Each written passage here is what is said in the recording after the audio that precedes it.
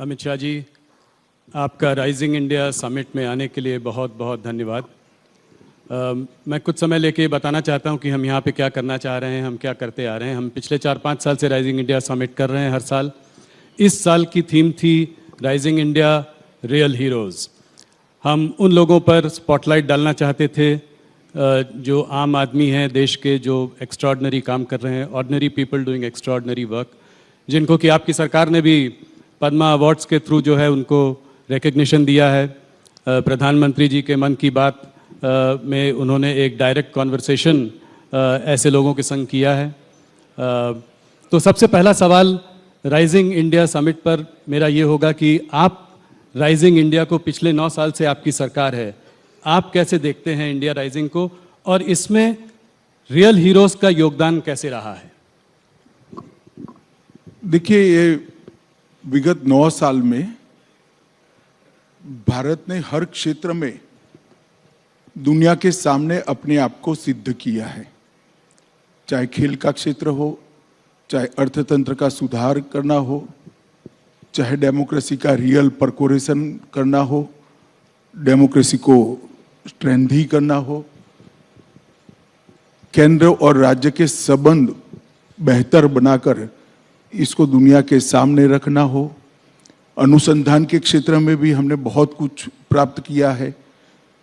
रक्षा और रक्षा की आत्मनिर्भरता, दोनों क्षेत्रों में शायद आजादी के बाद सबसे ज्यादा किसी एक दशक में काम हुआ है, तो वो ये 10 साल के अंदर हुआ है।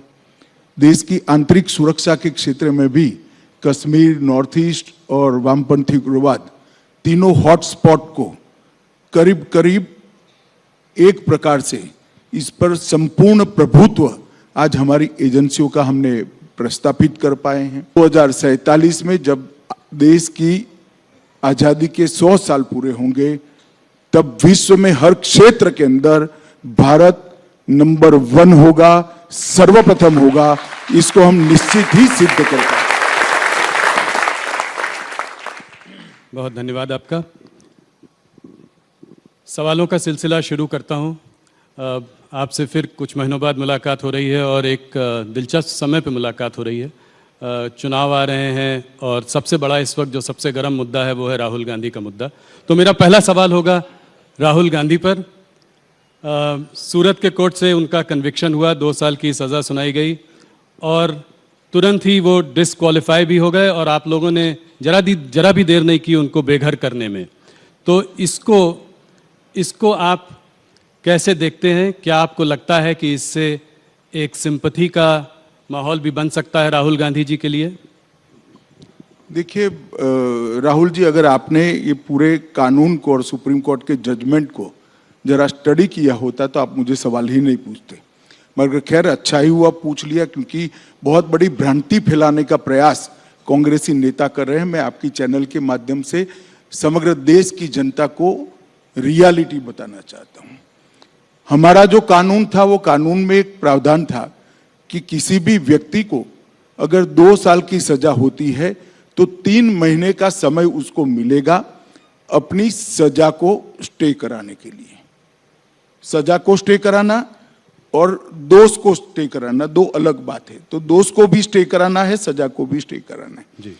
और हमारे कानून में प्रोविजन ही नहीं है कि जिस अदालत किसी भी व्यक्ति को 2 साल या उससे अधिक सजा करती है, वो दोष पर रोक लगा सकती है। कन्विक्शन स्टे नहीं हो सकता जी, सेंटेंस हो सकता है। अब एक lily Thomas versus union of India का जजमेंट आया है 2013 में। उस जजमेंट में सुप्रीम कोर्ट ऑफ इंडिया ने तय कर दिया कि 3 महीने आपको नहीं मिलेंगे। क्यों देना है? चुने हुए प्रतिनिधि कोई विशेष प्रायोरिटी क्यों एंजॉय करे? जिस क्षण से आपको सजा होती है उसी क्षण से आपकी सदस्यता रद्द हो जानी चाहिए। और दूसरी बात, उन्होंने अब तक अपने दोष पर रोक लगाने के लिए, कन्विक्शन पर स्टे लेने के लिए अपील भी नहीं की है। ये किस प्रकार की एरोगेंसी है? आपको फेवर चाहिए, आप मेंबर पार्लियामेंट बने रहना चाहते हो और अदालत के सामने भी नहीं जाओगे? ये किस प्रकार की एरोगेंसी है, कहां से जनरेट होती है, ये एरोगेंसी कहां से जनरेट होती है? और ये श्रीमान पहले नहीं है, अब तक राजनीति में उनसे ज्यादा बड़े पद पर रहे हुए और उनसे भी ज्यादा अनुभव रखने वाले ढेर सारे नेता इसी प्रावधान के तहत अपनी सदस्यता गंवा चुके हैं। मैं 3 नाम तो आपको अभी भी गिना सकता हूं। श्रीमान लालू प्रसाद यादव इसका सबसे पहला भोग बने, उसके बाद जयललिता जी बनी और राशिद अल्वी जी बने। ऐसे 17 लोग इंक्लूडिंग राहुल गांधी, सबकी सदस्यता गई है। किसी ने काले कपड़े नहीं पहने, किसी ने हाय तौबा नहीं की, क्योंकि ये सुप्रीम कोर्ट का जजमेंट है, देश का कानून है। मगर अब इन पर आ गई तो कांग्रेस वाले कहते हैं गांधी फैमिली के लिए एक अलग कानून बनाना चाहिए। मैं देश की जनता को पूछना चाहता हूं, किसी एक परिवार के लिए इस देश में अलग कानून बनना चाहिए क्या? ये देश की जनता ने तय करना है। किस मेंटालिटी में जीते हैं लोग? और फिर कुछ भी होता है तो मोदी जी पर आरोप करना, लोकसभा स्पीकर पर आरोप मढ़े जा रहे हैं। अरे भाई, आप कानून पढ़ो, वो तो शायद नहीं पढ़ पाएंगे, मुझे मालूम है, समझ नहीं पाएंगे, परंतु कांग्रेस के बड़े बड़े वकील जो राज्यसभा में बैठे हैं और वकील होने के कारण ही बैठे हैं, वो लोग भी नहीं समझाते हैं। और आप हमें सवाल पूछ रहे हैं, उनको क्यों सवाल नहीं पूछ रहे कि भाई आप कोर्ट में क्यों नहीं गए? बताइए, आपको पूछना चाहिए या नहीं पूछना चाहिए? जी, मुझे लगता है कि वो इस बात को और आगे ले जाना चाहते हैं, वापस जहां पे उन्होंने मोदी। नहीं, वो जहां ले जाना चाहते हैं जी। मगर एक कानून की स्थिति है, इसमें कोई वेंडेटा का पॉलिटिक्स है नहीं।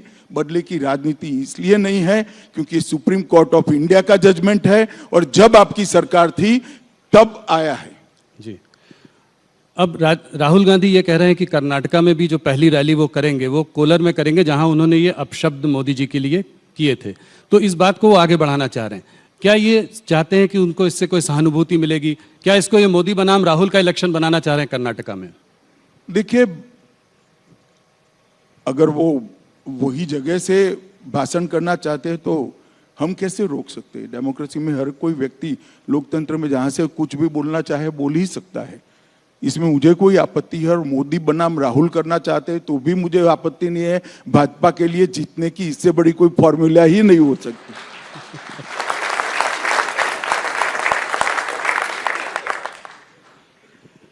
अमित जी, आपकी पार्टी ये जो अपशब्द राहुल जी ने मोदी जी के लिए कहे, आपकी पार्टी इसको एक एंटी ओबीसी कलर भी देने की कोशिश कर रही है, ऐसा क्यों?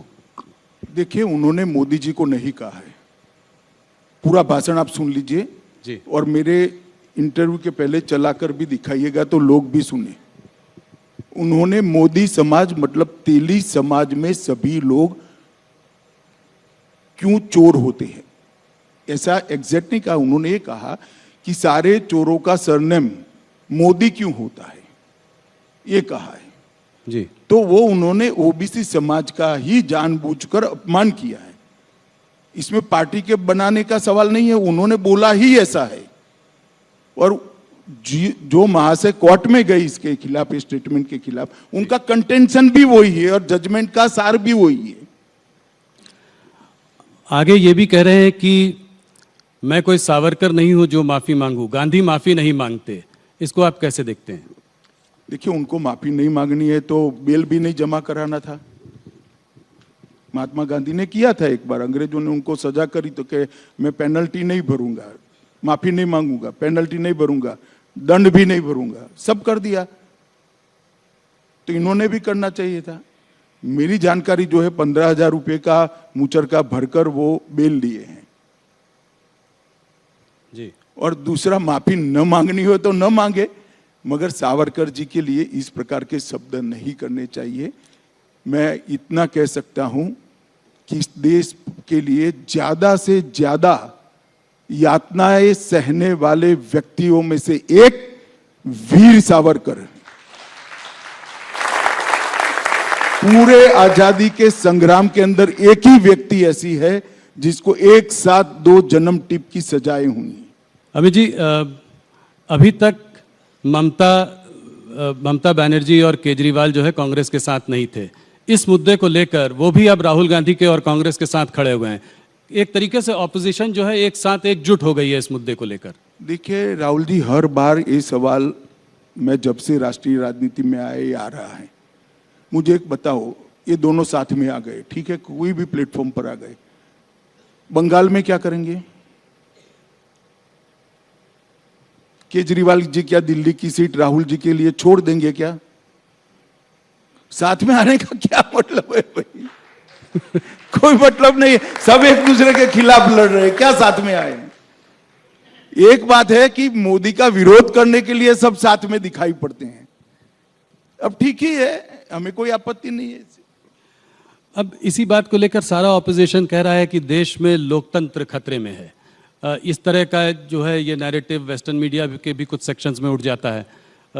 तो क्या इस डिस्क्वालिफिकेशन के मुद्दे को लेकर आपको लगता है ऐसे नैरेटिव को कुछ बल मिलेगा? कुछ नहीं, मगर ये लोकतंत्र जब लालू जी डिस्क्वालीफाई हुए तब खतरे में क्यों नहीं पड़ा? अभी एनसीपी के एक सांसद डिस्क्वालीफाई हुए थे, मोहम्मद फैजल जी, तब क्यों खतरे में नहीं पड़ा?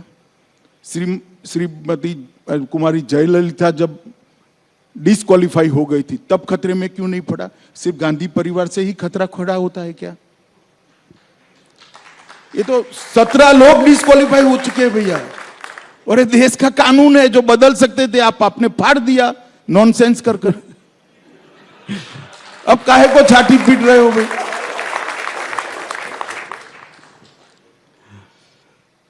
अमित जी, थोड़ा आने वाले चुनाव, कर्नाटका के चुनाव की ओर देखते हैं। कुछ प्रदेश के चुनाव इस साल जो हैं बड़े चुनाव हैं, कर्नाटका, मध्य प्रदेश, राजस्थान, छत्तीसगढ़, और ये एक तरीके से 2024 के पहले एक सेमीफाइनल मैच है। तो आप कर्नाटका के चुनाव को कैसे देखते हैं?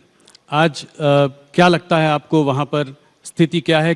कितनी सीटें देते हैं आप? ये सवाल मैं हर बार आपसे पहले पूछता हूँ। देखिए, मैं कर्नाटक 9 दिन लगाया हूँ, चुनाव की घोषणा की पहले आज ही हुई है, और करीब करीब कर्नाटक के जो 5 क्षेत्र है, मुंबई कर्नाटक, कल्याण कर्नाटक, मैसूर, बेंगलुरु, इस तरह के जो 5 क्षेत्र है, 5 क्षेत्र में मैं जाकर आया हूं और 9 दिन तक डिटेल दौरा किया है। मैं आपको पक्का असेसमेंट कर रहा हूं कि हम निश्चित रूप से हाफ वे मार्क से काफी आगे रहेंगे। पूर्ण बहुमत की भारतीय जनता पार्टी की सरकार बनने जा रही है। 1985 में रामकृष्ण हेगड़े जी के बाद कभी दोबारा रिपीट नहीं हुई है सरकार, इसके बाद भी आपको इतना भरोसा है? 30 साल के बाद 30 साल तक कभी भी पूर्ण बहुमत की सरकार नहीं आई थी। कई सालों से पूर्ण बहुमत की सरकार रिपीट भी नहीं हुई थी 77 के बाद। ये दोनों मोदी जी के समय में हुआ, ये भी हो जाएगा, आप चिंता मत करिए। एक अजीब सी चीज देखी कर्नाटका में, मुख्यमंत्री बोमई हैं और चेहरा येडियुरप्पा। प्रधानमंत्री ने भी उनका हाथ पकड़ा और उनका जो है उनको प्रोत्साहन दिया जब वो गए थे वहाँ पे। तो इसको आप कैसे देखते हैं? किसके चेहरे के अंडर चुनाव लड़ रहे हैं? क्या बोमई वापस अगर आप जीतेंगे तो मुख्यमंत्री पहले बनेंगे? एक बात समझ लीजिए, येदियुरप्पा जी हमारे वरिष्ठ नेता है, केंद्रीय पार्लियामेंट्री बोर्ड के मेंबर है, चुनाव समिति के मेंबर हैं, और भारतीय जनता पार्टी ने उनकी वरिष्ठता को कभी क्वेश्चन नहीं किया। हम ऐसी पार्टी नहीं है कि जो पावर पर नहीं है उसको दरकिनार कर देते हैं।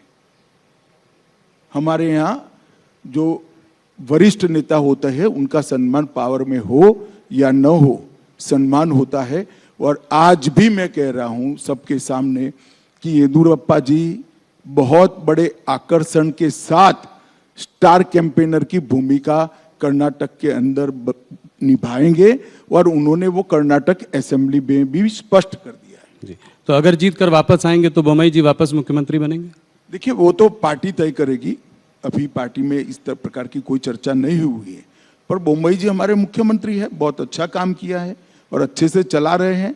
और येदियुरप्पा जी और बोमई के कालखंड के अंदर जो कुछ भी कर्नाटक में डेवलपमेंट के काम हुए, इसके आधार पर हम फिर से निश्चित रूप से चुनकर आएंगे।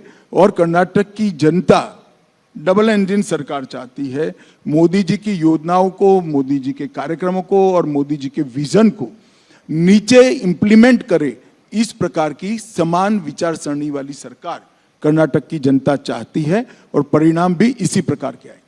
जेडीएस ने करीब 150 लोगों की लिस्ट जारी कर दी है, कांग्रेस ने भी करीब 125 कैंडिडेट घोषित कर दिए हैं, आप लोगों ने अभी तक कोई लिस्ट जारी नहीं की, तो कहीं ना कहीं कोई चौंकाने वाली कोई नहीं, आपकी चौंकाने स्ट्रैटेजी वाला है? कुछ नहीं होता। हमारे यहाँ एक पद्धति तय है, जिले को सुनते हैं, फिर प्रदेश में इस पर चर्चा होता है, फिर यहाँ पर आता है और केंद्रीय पार्लियामेंट्री बोर्ड निर्णय करता है। वहाँ परिवारों को सुनना है, 5 परिवार इकट्ठा बैठ जाते, और जेडीएस में तो 5 भी नहीं बैठना, एक ही परिवार बैठ जाए तो सारे फैसले हो जाते देवगौड़ा जी का, और यहाँ 3-4 परिवार बैठ जाए तो फैसला तो उनके लिए बड़ा सरल है। हमारे यहाँ लाखों कार्यकर्ताओं से चरणबद्ध चर्चा करनी होती है तो थोड़ी देर लगती है भैया, हम थोड़े स्लो भी है। जेडीएस की बात करी तो लोगों का यह भी कहना है कि जेडीएस जो है वो भारतीय जनता पार्टी की बी टीम है, इसको आप कैसे देखते हैं? देखिए, फिर से एक बार आप स्टडी करे बगैर का सवाल कर रहे हैं। गत चुनाव में हम सबसे ज्यादा सीटों के साथ 1 नंबर की पार्टी बने थे। हमारी 104 सीटें थी, जेडीएस की 34 सीटें थी, और फिर जेडीएस कांग्रेस की गोदी में सत्ता के लिए बैठ गई और दोनों ने सरकार बनाई। अब बताइए जेडीएस किसकी बी टीम है? जरा बताइए ना जनता को। तो आपकी कोई बातचीत नहीं चल रही है? आपकी कोई बातचीत नहीं चल रही है? नहीं, हमारी कोई आप बातचीत उनका हम हर सीट पर लड़ेंगे, पूर्ण बहुमत के लिए लड़ेंगे, और मोदी जी के नेतृत्व में पूर्ण बहुमत आएगा, इसका मुझे पूर्ण भरोसा है। किसी से बातचीत का सवाल ही पैदा नहीं। कोई भी हालत में अगर जरूरत पड़ी तो भी उनके संग गठबंधन नहीं करेंगे? गठबंधन नहीं करेंगे चाहे कुछ भी, अगर मान लीजिए कम भी पड़ जाए? गठबंधन का सवाल ही नहीं है, किसी के साथ गठबंधन करने की जरूरत नहीं है। पोस्ट पोल भी नहीं, पूर्ण बहुमत प्राप्त करने जा रहे हैं और विश्वास के साथ हम मैदान में उतरे। विधानसभा के चुनाव के घोषणा से पहले आपकी पार्टी ने जो 4% रिजर्वेशन मुस्लिम्स के लिए था, उसको आपने 2-2% जो है लिंगायत और वोकालिगा उसके लिए उसमें बांट दिया। ऑपोजिशन का कहना यह है कि ये पोलराइजेशन की आपकी एक स्ट्रैटेजी है, इसको कैसे देखते हैं आप, क्या मानते हैं? देखिए, मैं मानता हूं ये करने में थोड़ी देर हो गई है, क्योंकि धर्म के आधार पर आरक्षण संविधान सम्मत नहीं है, ये गैर संवैधानिक है। किसी भी प्रकार का आरक्षण धर्म के आधार पर नहीं हो सकता है। जो कांग्रेस की कर्नाटक सरकार ने पोलराइजेशन के लिए किया था, उसको हमने करेक्ट किया है, और मैं मानता हूं ये करने में थोड़ी देर हो गई। अमित जी, आगे बढ़ते हैं, थोड़ा सा आने वाले 2024 के चुनाव पर चर्चा करते हैं। प्रधानमंत्री मोदी जी ने कुछ ही दिनों पहले एक ऑपोजिशन को बड़ी चुनौती दी है। उन्होंने कहा है कि यहाँ पे भ्रष्टाचारी बचाओ आंदोलन चल रहा है, तो क्या ये समझें कि 2024 में मोदी वर्सेस द रेस्ट होगा? पूरा ऑपोजिशन एक तरफ, मोदी जी एक तरफ। क्या आप 300 का आंकड़ा 2024 में पार कर पाएंगे? पहले मोदी वर्सेस रेस्ट को मैं आपको समझाने का प्रयास करता हूं, शायद मैं न समझा पाऊं मगर जनता समझ पाएगी। अब मैं 3 पार्टियों के नाम बोलता हूं, श्रीमान चंद्रशेखर राव, ममता बनर्जी की पार्टी तृणमूल कांग्रेस, समाजवादी पार्टी और कांग्रेस। ये चारों पार्टियां अगर मोदी वर्सेस रेस्ट के फॉर्मूला के साथ आती है, तो चंद्रशेखर राव जी की एक सभा अगर यूपी में रखते हैं तो क्या फर्क पड़ जाएगा यूपी में, और ममता बनर्जी की सभा तेलंगाना में रखते हैं तो क्या फर्क पड़ जाएगा, और यादव साहब की सभा अगर बंगाल में रख देंगे तो क्या फर्क पड़ेगा। ये सब अपने अपने राज्य में हमारे सामने ही लड़ रहे हैं, और लड़ाई इसी तरह से होनी है। एकता आपकी टीआरपी बढ़ाने के लिए है, आपको उन लोगों का धन्यवाद करना चाहिए। एकता का कोई मतलब ही नहीं है, कोई एक दूसरे को ना नेता मानता है, ना एक दूसरे के लिए एक सीट छोड़ने को तैयार है। चलिए मैं मानूं कि टीआरएस तेलंगाना में 5 सीटें ममता जी को दे दे, तो एक लड़ाई हुई भाई, और समाजवादी पार्टी भी 5 सीट वहां दे दे और ममता जी बंगाल में 5-5 सीटें दोनों को दे दे, तब तो एक हुए। मगर सब अपनी अपनी लड़ाई भाजपा के सामने लड़ेंगे और कि हम सब एक है, क्या एक है भाई? नहीं, तब तो आपके लिए बहुत अच्छा है। मगर मान लीजिए उत्तर प्रदेश में एक सीट पर एक ही कैंडिडेट हो, जो जॉइंट कैंडिडेट हो सबका, समाजवादी पार्टी, बहुजन समाज पार्टी और कांग्रेस का, तब कैसे लड़ाई होगी? ना बहुजन समाजवादी पार्टी ऐसा कहती है, ना समाजवादी पार्टी ऐसा कहती है। वो अलायंस करते हैं बंगाल और तेलंगाना में, जी। तो कैसे एक होंगे बताओ? ना बसपा कह रही है कि हम साथ में लड़ेंगे, ना सपा कह रही है हम बसपा के साथ लड़ेंगे, सिर्फ टीवी 18 कह रहा है कि दोनों साथ में लड़ेंगे। अब इससे कैसे होगा भला? को आपका कौन मानेगा? नहीं, मैं तो सिर्फ सवाल पूछ रहा हूं, मैं कुछ कह नहीं रहा हूं। मैं तो जो आप बोल रहे हैं उसको रिपीट कर रहा हूं। Amit ji, central investigative agencies से जो है ऑपोजिशन को बहुत डर है, कहती हैं कि जो हमको हैरेस करते रहते हैं, सरकार इनका इस्तेमाल करती है उन लोगों को परेशान करने के लिए। आज अगर आप देखें तो सत्येंद्र जैन, मनीष सिसोदिया जेल में हैं, चाहे वो कविता हो, केसीआर जी की बेटी हो कविता हो, हेमंत सोरेन हो, सब लोग या तो ईडी के घेरे में हैं या सीबीआई के घेरे में हैं। तो भूपेश बघेल जी के भी ज़्यादातर लोगों पर रेड्स पड़ती रहती हैं। तो ऑपोजिशन का कहना ये है कि क्या ईडी और सीबीआई के दफ्तर भारतीय जनता पार्टी के स्टेट्स में बंद हो चुके हैं? जरा भी ऐसा नहीं है। 2014 और 2019 दोनों चुनाव में भारतीय जनता पार्टी की सरकार ने देश को वादा किया था कि हम करप्शन के खिलाफ लड़ेंगे, और हमारी ये लड़ाई करप्शन के खिलाफ है। कल ही मोदी जी ने कुछ आंकड़े दिए थे, मैं इसको रिपीट करना चाहूंगा। 2004 से 2014 में ईडी, यही कानून था, कोई कानून हमने बदला नहीं है, यही कानून था। ईडी जो पीएमएल के कानून के तहत 5,000 करोड़ की संपत्ति कुर्क की थी, और मोदी जी के शासन के अंदर हमने 1,10,000 करोड़ की संपत्ति कुर्क की। उसका 5% भी पॉलिटिशियन का नहीं है, बाबुओं का भी है, भ्रष्ट व्यापारियों का भी है, सबका है, जो देश के कानून को तोड़कर टैक्स दिए बगैर धन शोधन करते हैं। क्या लड़ाई बंद कर दें? और क्या देश की जनता ऐसा कानून चाहती है कि अगर कोई पॉलिटिशियन, कोई राजनीति में काम करने वाले नेता या व्यक्ति भ्रष्टाचार करे तो इसके खिलाफ कोई कार्यवाही न हो? यही सीबीआई के तहत 9 वर्षों में हमने 5,000 केस भ्रष्टाचार के दर्ज किए। कांग्रेस ने 500 भी नहीं किए थे, 500 भी नहीं। क्या 5,000 के 5,000 केस राजनीतिक पार्टियों के कार्यकर्ताओं पर है? ना, सभी के सामने है, बाबुओं के सामने भी है, व्यापारियों के सामने भी है, और मिली भगत के सामने भी है। और जहां तक दुरुपयोग का सवाल है, लालू जी पर केस किसने किया था? यूपीए की सरकार ने किया था जी। शेख अब्दुल्ला के खिलाफ विमान भरकर अफसर, वो बड़े वाला एयर इंडिया का पुराना विमान आता है, क्या कहते 320 या ऐसा विमान होता है, पूरा विमान भरकर अफसर भेजे थे और कई सालों के लिए जेल में डाल दिए थे। किसने किया था? इंदिरा जी ने किया था। ये तो भ्रष्टाचार के केस है। मैं राहुल जी को और उनकी पार्टी को याद कराना चाहता हूं, इमरजेंसी डालकर लाखों बेगुनाह विपक्ष के नेताओं को जेल में डाल दिया था 19 महीने तक, और बेल का प्रोविजन भी नहीं था। और यहां तो बेल का प्रोविजन, आप कोर्ट में जाइए। मैं आपको बताता हूं दुरुपयोग कैसे होता है, मैं उसका भुक्तभोगी हूं। हमारे खिलाफ कोई भ्रष्टाचार का केस कांग्रेस ने नहीं किया था। एक एनकाउंटर हुआ था, उसमें मैं राज्य का गृह मंत्री था, मुझ पर केस कर दिया और सीबीआई ने मेरी अरेस्ट की। मुंबई की अदालत ने, मुंबई में केस चला, गुजरात के बाहर ले गए, कोई आपत्ति नहीं, मुंबई में चला। वहां कोर्ट ने कहा कि राजनीतिक प्रतिशोध की भावना से सीबीआई ने राजनीतिक इशारों पर एक केस किया है, इसलिए हम अमित शाह को के खिलाफ के केस को और सारे आरोपों को खारिज करते हैं। हमने हाय तौबा नहीं की थी। और यही लोग थे, यही चिदंबरम बैठे थे, यही सोनिया जी नेतृत्व करती थी यूपीए सरकार का, यही मनमोहन सिंह थे और यही राहुल गांधी सांसद थे। अब क्या हो गया भाई?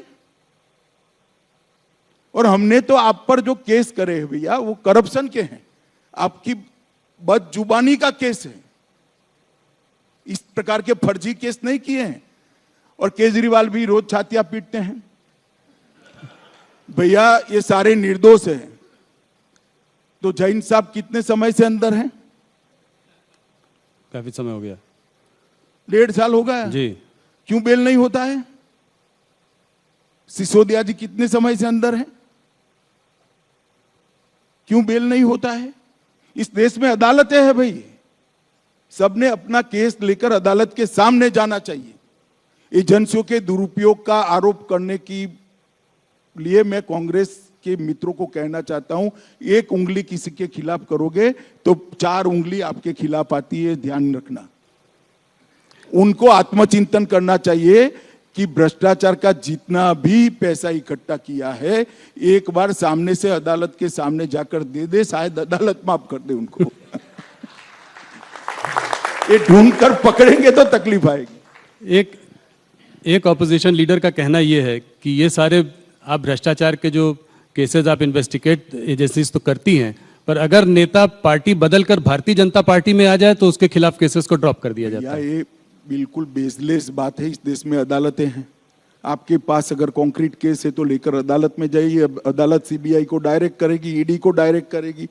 कौन ईडी और सीबीआई की हिम्मत है अदालत के डायरेक्शन के खिलाफ काम करने की? बताइए किसकी हिम्मत है? और कांग्रेस पार्टी क्या मानती है? इस देश में अदालतें बंद हो गई है, जाइए आप अदालत में। ये 14 अपोजिशन पार्टीज ने एक सुप्रीम कोर्ट में एक याचिका दायर की भी है, जहां पे वो कह रहे हैं कि गाइडलाइंस फॉर अरेस्ट होना चाहिए। 3 गाइडलाइंस की उन्होंने बात करी है, इसको कैसे देखते हैं? अरे भाई इस देश में अरेस्ट की, बेल की और रिमांड की, तीनों की गाइडलाइन सुप्रीम कोर्ट के 5 जजमेंटों से प्रस्तावित है, वो सब भी जानते हैं। मगर ये जनता को गुमराह करना चाहते हैं। जनता ऐसी बातों से गुमराह नहीं करना तो होती है भैया, ऐसी बातों से गुमराह नहीं होती जनता। जी कुछ अन्य राज्यों के चुनाव के बारे में बात करना चाहूँगा। राजस्थान, मध्य प्रदेश और छत्तीसगढ़ के चुनाव भी आने वाले हैं इस साल। तो इन तीनों स्टेट्स में आप अपनी परिस्थितियों को कैसे देखते हैं? क्या लगता है आपको इन तीनों स्टेट्स में क्या होगा? देखिए तीनों राज्यों में अभी चुनाव की देरी है, मगर तीनों राज्यों का मेरा दौरा हुआ है। राजस्थान का कम, मध्य प्रदेश और छत्तीसगढ़ का ज्यादा दौरा हुआ है। मैं इतना बताता हूं कि दोनों जगह पे कांग्रेस की सरकार की खिलाफ जबरदस्त रोष का माहौल मैं देखकर आया हूं और मैं बहुत आशान्वित हूं कि मध्य प्रदेश और छत्तीसगढ़ दोनों जगह उलटफेर होने जा रहा है। और राजस्थान में तो शायद कांग्रेस भी मानती है कि अब हमारा नंबर नहीं लगने वाला है। मध्य प्रदेश की अगर बात करूं तो पिछली बार कमलनाथ ने वहां पे बड़ी अच्छी फाइट दी थी और आप लोगों को बाद में सरकार को पलटना पड़ा था। इस बार भी कमलनाथ का नेतृत्व है, कांग्रेस खड़ी हुई है और एक कांटे की टक्कर का वो दिखाई देता है। क्या आपको लगता है कि इस बार आप जीत जाएंगे? पिछली बार आपको दिक्कत हुई थी। नहीं, पक्का जीत जाएंगे। पिछली बार दिक्कत हुई थी क्योंकि वहां पर कुछ कास्ट बेस्ड आंदोलन खड़े किए गए थे और कास्ट बेस्ड आंदोलन के कारण वोटर प्रभावित हुआ था, कलर्ड हुआ था और वो आंदोलन के परछाई में एक चुनाव हुआ था। ऐसा ही कास्ट बेस्ड आंदोलन गुजरात में भी खड़ा किया था जी। इस बार नहीं, इसके पहले के चुनाव में इसकी परछाई में चुनाव हुआ। तो स्वाभाविक रूप से लोकतंत्र में थोड़ा असर होता है इसका, परंतु इस बार हमें वो लोग समझ गए हैं, जनता समझ गई है कि राजनीतिक हथकंडा था। अब मैं जाकर आया हूं, मैं पूरा माहौल देखकर आया हूं, मुझे तो बहुत अच्छा माहौल की अनुभूति होती। और छत्तीसगढ़ में भूपेश बघेल के सामने आपका चेहरा कौन होगा? उम्मीदवार तो हर सीट पर कोई ना कोई लड़ेगा, नेता कौन होगा वो अभी हमने तय नहीं किया है, तय करेंगे तब आपको जरूर बता देंगे। राजस्थान में आप अपनी सिचुएशन को कैसे देखते हैं? वहाँ अशोक गहलोत जी जो है वो तो अपने ही कांग्रेस हाईकमांड को ही चकमा दे गए और वहाँ जमे हुए हैं, तो उनसे आप अपनी लड़ाई कैसे देखते हैं? क्या वसुंधरा जी आपका चेहरा होंगी या कोई? अभी राजस्थान में चेहरे के बारे में हमने कोई निर्णय नहीं किया है, परंतु श्री अशोक गहलोत ने जिस प्रकार से सरकार चलाई थी चलाई है जी वो निश्चित है राजस्थान की जनता बदलना चाहती है और शायद इसीलिए कांग्रेस हाईकमान उनको अध्यक्ष बनाकर वहां रास्ता साफ करना चाहता थे, मगर वो नहीं निकले। अब उनका एक इंटरनल प्रॉब्लम है। हमारे जी लिए सचिन अच्छा पायलट ही को है। बनाना चाहते थे। कोई आप लोगों की कोई बातचीत सचिन पायलट वगैरह से जैसे पिछली बार हो रही थी? मुझे लगता है राजस्थान में बहुत, ये तीनों राज्यों में सबसे बड़े बहुमत से राजस्थान में जीतेंगे। अमित जी, महाराष्ट्र में आपके मास्टर स्ट्रोक से जो है सरकार वापस आ गई। लोगों का मानना यह है कि हो सकता है कि अभी कुछ शॉर्ट टर्म में आपको फायदा भी हुआ हो, मगर लॉन्ग टर्म में शिवसेना का जो वर्कर है वो शिवसेना के अभी साथ है और ठाकरे के संग थोड़ी बहुत सिंपैथी फैक्टर भी है, क्योंकि इस तरीके से जो हुआ। तो इसको आप कैसे देखते हैं? 2024 पर इसका क्या असर होगा? देखिए, आप जो कह रहे हैं उससे उलट है। महाराष्ट्र में हम और शिवसेना साथ में चुनाव लड़े थे। देवेंद्र फडणवीस के नेतृत्व में चुनाव लड़ा गया। फिर कांग्रेस और एनसीपी ने चुनाव हारने के बाद श्री उद्धव ठाकरे को कहा कि हम आपको मुख्यमंत्री बना देते हैं, तो वो मुख्यमंत्री बन गए। बनने तो बन गए, सभी लोग उनके साथ भी गए, मगर जब जनता में जाने लगे तब आइडियोलॉजिकल जो डिफरेंस ऑफ ओपिनियन थे वो सरफेस पर आने लगे। क्योंकि शिवसेना सालों से हिंदुत्व की पॉलिटिक्स करती थी और कांग्रेस और एनसीपी की जिस प्रकार की पॉलिटिक्स थी, तो शिवसेना का वफादार जो वोटर था उनके जनप्रतिनिधियों को हर जगह सवाल करता था। जनप्रतिनिधि जो छोड़कर वहां से भागे वो हमारे कारण नहीं भागे हैं, जनता के दबाव के कारण वहां से निकले हैं। तो इसी में जवाब है, जनता ही चाहती थी कि शिवसेना और भाजपा इकट्ठा रहे, तो असली शिवसेना अब हमारे साथ आ गई है और हम और शिवसेना इकट्ठा होकर सरकार बनाए हैं। चुनाव भी लड़ेंगे, चुनाव भी जीतेंगे। कुछ लोगों का ये मानना था कि पिछली बार अगर भारतीय जनता पार्टी अकेले चुनाव लड़ती, शिवसेना के बिना चुनाव लड़ती, तो शायद उसको बहुमत मिल सकती थी।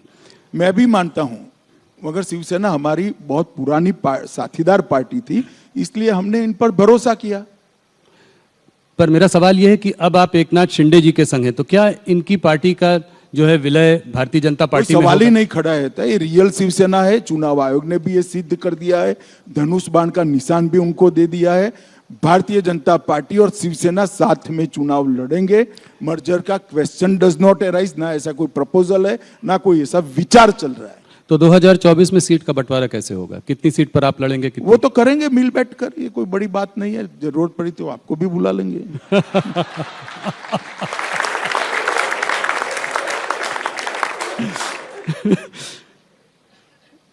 अमित जी, जो महाराष्ट्र में हुआ उस पर सुप्रीम कोर्ट ने टिप्पणी की। जो 5 मेंबर कॉन्स्टिट्यूशन बेंच जो सुप्रीम कोर्ट की थी, उन्होंने कहा कि गवर्नर को एमएलएस के मतभेद होने की वजह से फ्लोर टेस्ट की कोई बुलाने की कोई आवश्यकता नहीं थी।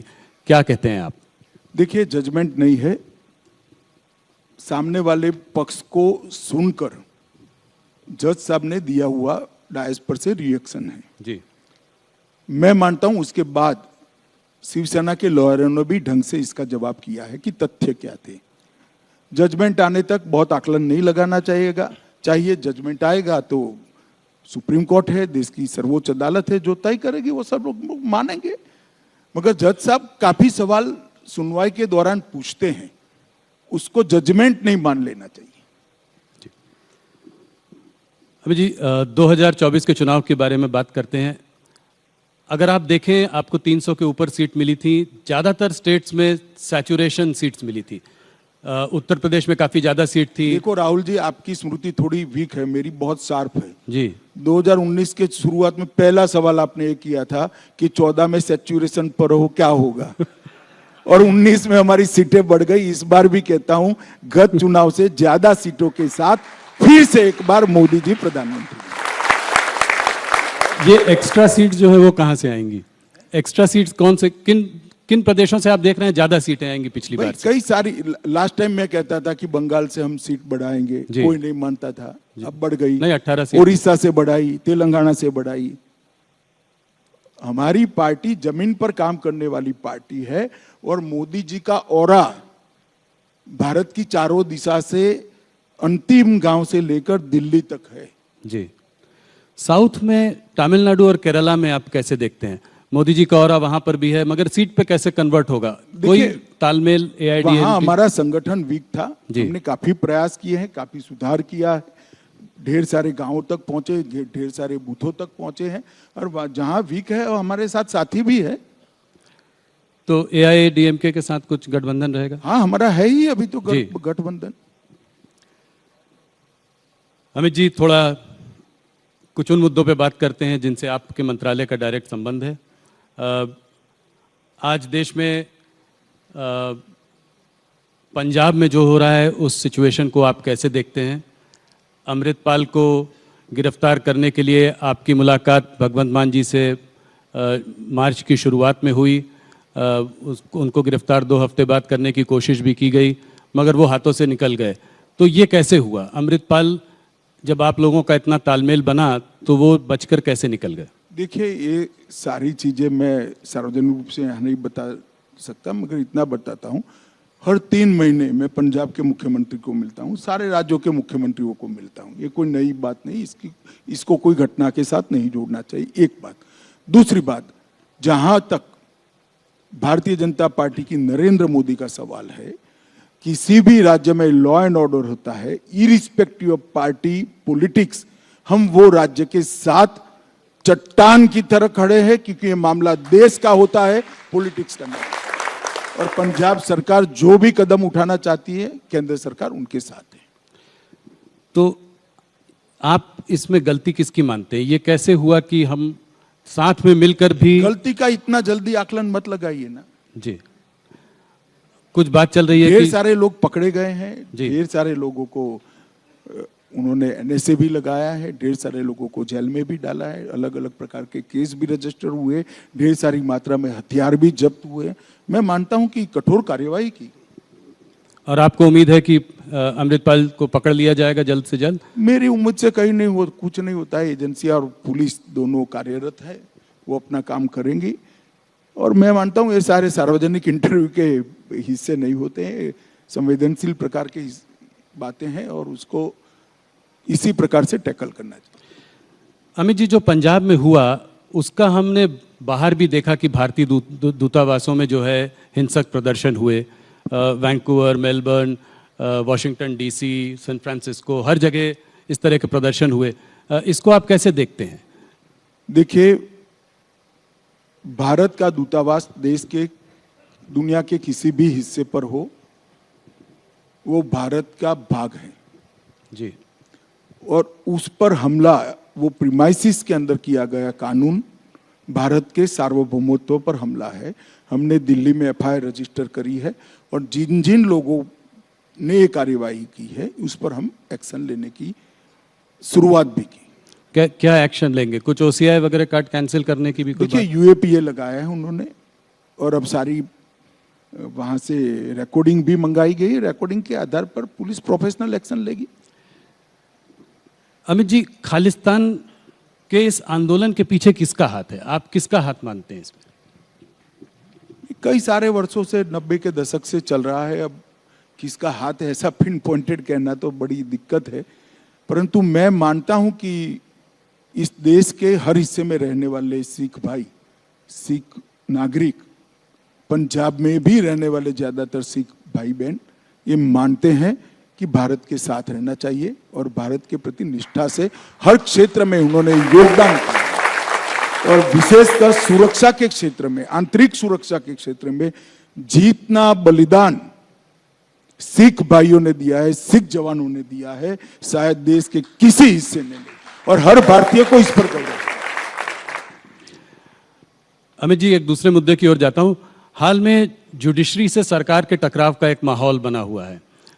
हमारे वाइस प्रेसिडेंट धनखड़ जी और रिजिजू जी जजेस के अपॉइंटमेंट की प्रोसेस को लेकर उन्होंने गंभीर सवाल उठाए हैं। उधर सुप्रीम कोर्ट ने कई बार जजेस के अपॉइंटमेंट के मामले में रिकमेंडेशंस की अनदेखी की है। इसको देखिए जुडिशरी, मैं समझ गया आपके, आप ये कोई टकराव वकराव नहीं है, सब अपने अपने एक ओपिनियन देते हैं भाई, इसको टकराव का स्वरूप मत दे दो। नरेंद्र मोदी सरकार जुडिशरी से किसी भी प्रकार का टकराव कर ही नहीं सकती, किसी भी सरकार ने नहीं करना चाहिए। दोनों का संविधान सम्मत काम करने का अपना अपना दायरा है, और सब अपने अपने दायरे में रहकर काम करना चाहिए, कर भी रहे हैं।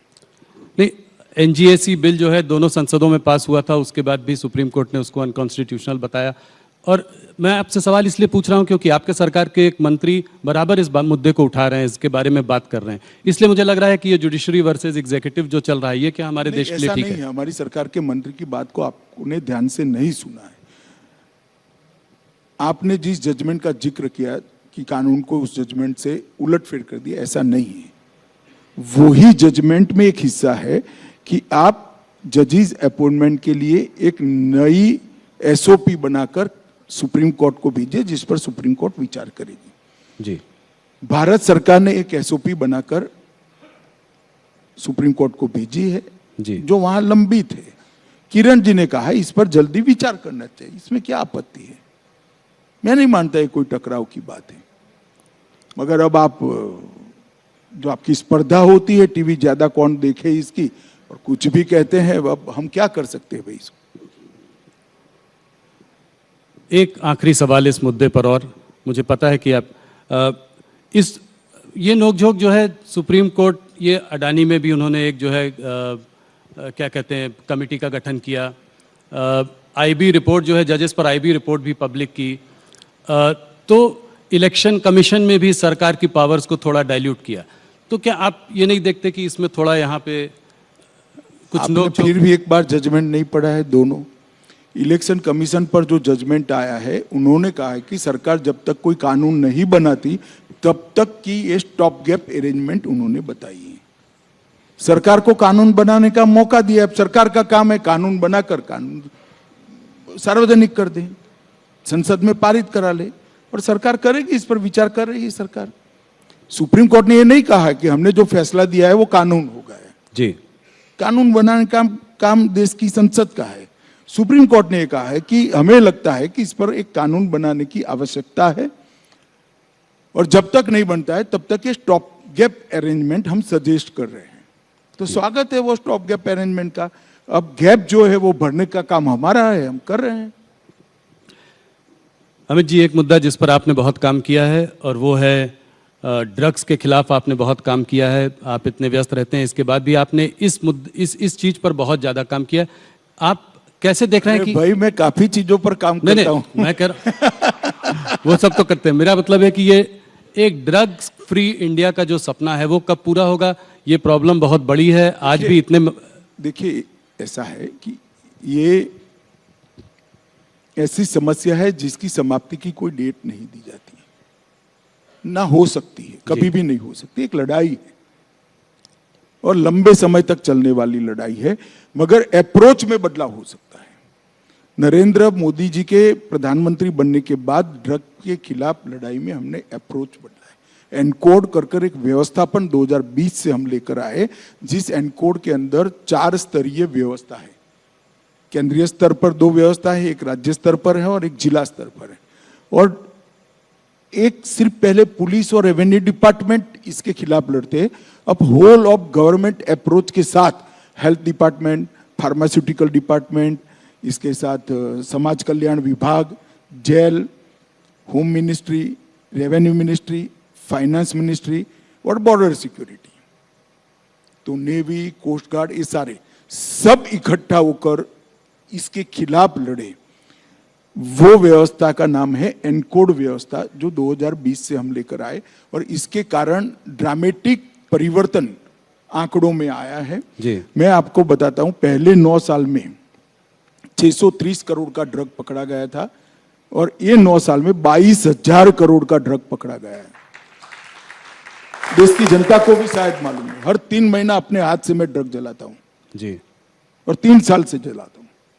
22,000 करोड़ रुपए का ड्रग। इसका मतलब ये नहीं ड्रग ज्यादा आने लगा है, इसका मतलब है ड्रग ज्यादा पकड़ा जाता है। हमने तंत्र को कठोरता के साथ काम करने की सूचनाएं दी है। और पहले ड्रग के खिलाफ जो केस होते हैं उसमें केस का अप्रोच होता था।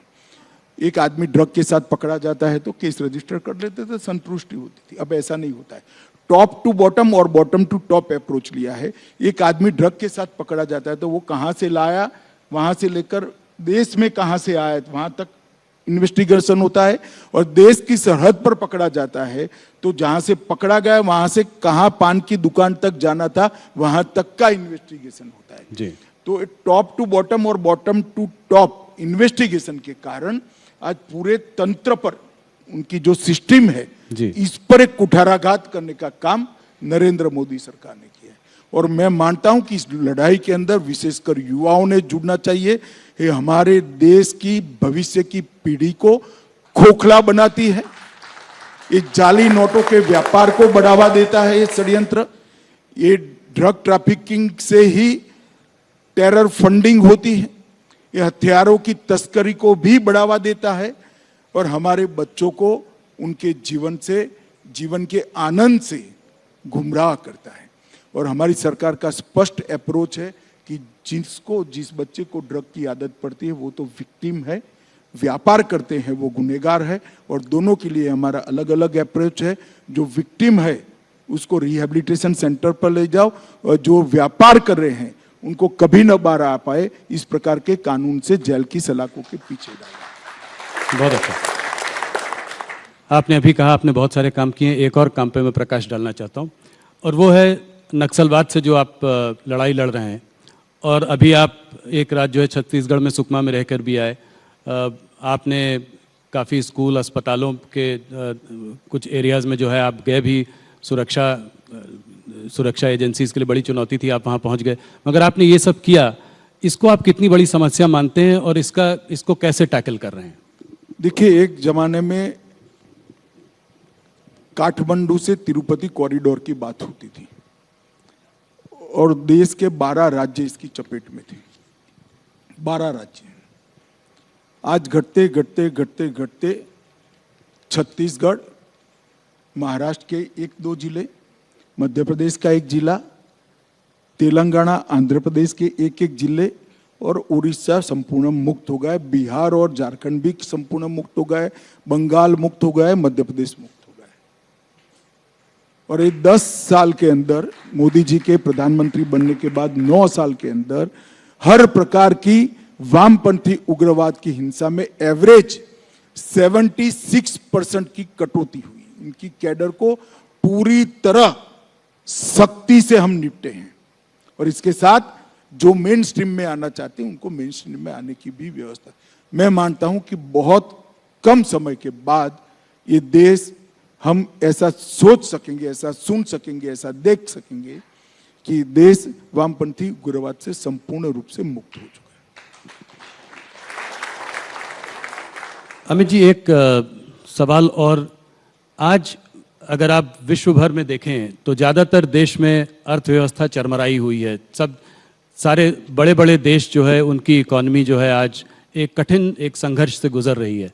आज इंडिया एक ब्राइट स्पॉट है जिसकी की इकॉनमी फिर भी संभली हुई है और अच्छा कर रही है, मगर इसका एक दूसरा पहलू है जो कि सरकार, ऑपोजिशन सरकार को टारगेट करता है, वो है महंगाई और बेरोजगारी का मुद्दा।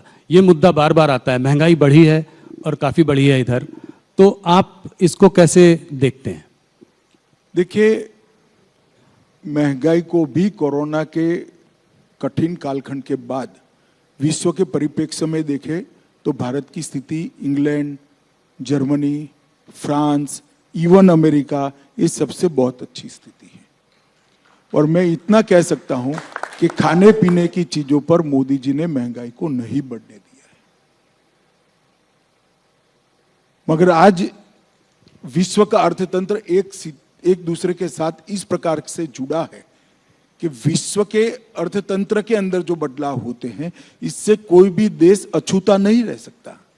हम अगर ये कहेंगे कि विश्व के अंदर जो स्लोडाउन आए इसका हमारे यहाँ कोई प्रभाव नहीं होगा, विश्व के अंदर जो महंगाई हुई इसका हमारे यहाँ कोई प्रभाव नहीं होगा, तो वो सही नहीं होगा। इसका प्रभाव होना ही है, परंतु इसके सब प्रभाव को कम करने का काम भारतीय जनता पार्टी की नरेंद्र मोदी सरकार ने किया है, इस देश के प्रधानमंत्री ने किया है।